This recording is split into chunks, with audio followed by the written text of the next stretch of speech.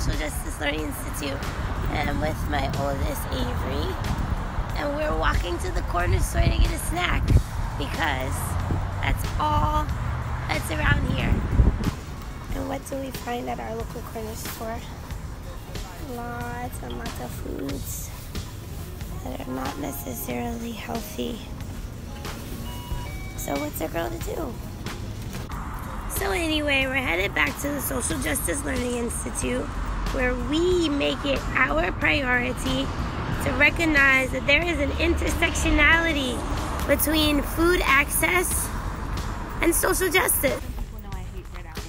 Avery hates red apples, but Mommy hates unhealthy snacks. So we're coming to the tree, and Avery's gonna go ahead and get herself a nice, healthy. The spider webs are in honor of Halloween. It's no biggie. Come on, apple. Nice, healthy apple. Because we know that by choosing snacks like this, we are elongating our lives. Is that a word? Seriously, though. We know that when we have access to healthy foods, that's going to shape the choices that we're making for our families. And when we can choose foods that give us life, give us health, those are the foods we're going to pass down to our kids. I live in a neighborhood where there's more access to fast food restaurants and corner stores than there is access to grocery stores. And even when I do get there, the produce is not affordable. Even the Department of Public Health found that women in communities of color who are in charge of buying food for their household most of the time find fruits and vegetables extremely unaffordable. Make sure you pick up one of these too, it's really interesting. According to this study by Kristen Wigdaman and Sherry Smith, we find that the perspectives and the perceptions that women have of food when they don't have access to healthy food really shapes the way their children view food as they grow. They did focus groups with 92 low-income women who had young children in their household, and these women, as usual, are the ones in charge of feeding the family, to find out what they were dealing with in their food environment. They found that most women did not have enough food or money to last to the end of the month, and that their environment shaped the kinds of foods they were purchasing, so they were most often at the corner store, the liquor store, and fast food restaurants. But what was really interesting was the perceptions that they had about eating healthy. They thought that it was a niche thing, that something people just did because they wanted to, not recognizing the link between what they were eating and their health.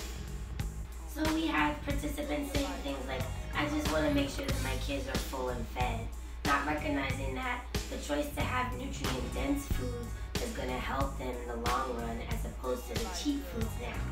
And those perceptions ran the gamut, right? So some women saying, I don't even know what I don't know, so how can I make the best choice?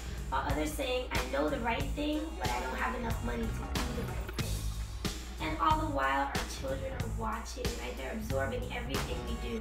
So your attitudes about the food in your environment, they're picking it up and they're living by example. So what can we do about that? You're doing it today. Being in that room full of phenomenal women and listening to all of us talk about our ideas about how we can make it better, you're on the right track.